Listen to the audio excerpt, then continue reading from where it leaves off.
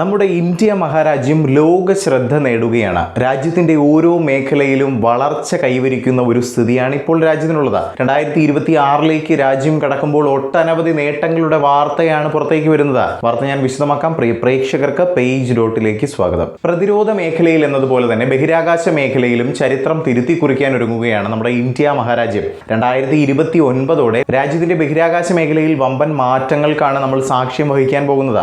എന്താണ് സംഭവിക്കാൻ പോകുന്നതെന്ന് വളരെ സിമ്പിളായി ഞാൻ പറഞ്ഞുതരാം. 2029 ആകുന്നതോടുകൂടി ഇന്ത്യ തങ്ങളുടെ അഭിലാഷകരമായ ഒരു പദ്ധതിക്ക് തിരികൊളുത്താൻ ഒരുങ്ങുകയാണ്. Space based observation phase 3. അതെ, ഇന്ത്യയുടെ അഭിലാഷമായ ബഹിരാകാശ അധിഷ്ഠിത നിരീക്ഷണ ഘട്ടം 3 പദ്ധതിയുടെ ഭാഗമായുള്ള വലിയ തയ്യാറെടുപ്പുകളാണ് ഒരുങ്ങുന്നത്. ഇനി ഈ ഒരു പദ്ധതിയുടെ ഭാഗമായി എന്തൊക്കെയാണ് രാജ്യത്ത് നടക്കുക പറഞ്ഞുതരാം. ഈ പദ്ധതിയുടെ ഭാഗമായി 52 നൂതന സൈനിക നിരീക്ഷണ ഉപഗ്രഹങ്ങൾ നമ്മുടെ ഇന്ത്യ മഹാരാജ്യം അഭിമാനത്തോടു കൂടി വിക്ഷേപിക്കാനായി ഒരുങ്ങുകയാണ്. ഏതൊരു പദ്ധതിക്കും ഒരു മൂല്യം ഉണ്ടാകും അല്ലേ? ഇനി എത്രയാണ് നമ്മുടെ ഈ ബഹിരാകാശ നിരീക്ഷണ പദ്ധതിയുടെ മൂല്യം പരിശോധിക്കാം. 52 നൂതന സൈനിക നിരീക്ഷണ ഉപഗ്രഹങ്ങൾ വിക്ഷേപിക്കുന്ന ഈ വമ്പൻ പദ്ധതിക്ക് 26,000 കോടി രൂപയുടെ വമ്പൻ മൂല്യമാണുള്ളത്. സൈനിക ബഹിരാകാശ ശേഷികളിൽ ഇതുവരെയുള്ള ഏറ്റവും പ്രധാനപ്പെട്ട ഒരു നിക്ഷേപമാണിത്. ഇനി എന്താണ് ഈ ഒരു പദ്ധതിയുടെ ലക്ഷ്യം പരിശോധിക്കാം. മെച്ചപ്പെട്ട ഇന്റലിജൻസ് ശേഖരണത്തിലൂടെ ദേശീയ സുരക്ഷ ശക്തിപ്പെടുത്തുക എന്നതാണ് ഈ പദ്ധതി കൊണ്ടുള്ള പ്രധാന ലക്ഷ്യം. ഇന്ത്യയുടെ ഈ ഒരു വമ്പൻ പദ്ധതി കൊണ്ട് പ്രധാനമായും ലക്ഷ്യം വെക്കുന്നത് നിരീക്ഷണം തന്നെയാണ്. മേഘാവൃതമാണെങ്കിൽ പോലും കൃത്യമായ ഇമേജിംഗ് ലഭിക്കുമെന്നതാണ് ഇതിന്റെ ഒരു മികച്ച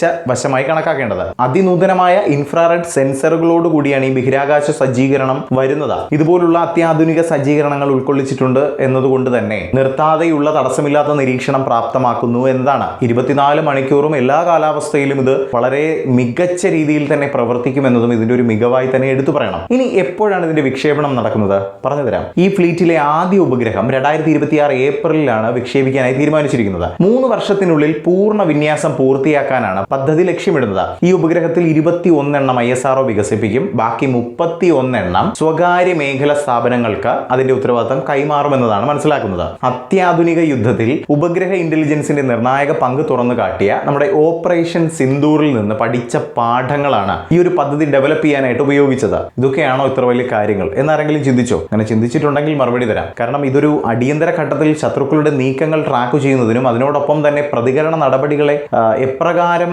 ഏകോപിപ്പിക്കണമെന്നും ഒക്കെയുള്ള തീരുമാനങ്ങൾ എടുക്കാൻ സഹായിക്കുന്ന ഒരു സംവിധാനമാണ്. ഈ ഒരു ബഹിരാകാശ പദ്ധതിയിലൂടെ ലോകരാജ്യങ്ങൾക്കിടയിൽ ഇന്ത്യയുടെ സ്ഥാനം വലിയ രീതിയിൽ തന്നെ ഉയർന്നു വരുമെന്നതിൽ, അതുപോലെ തന്നെ ഇത്തരത്തിലുള്ള ബഹിരാകാശ സംവിധാനങ്ങൾ രാജ്യ സുരക്ഷയ്ക്ക് അങ്ങേയറ്റം പ്രയോജനകരമാകുമെന്നതിൽ യാതൊരുവിധ സംശയവും വേണ്ട.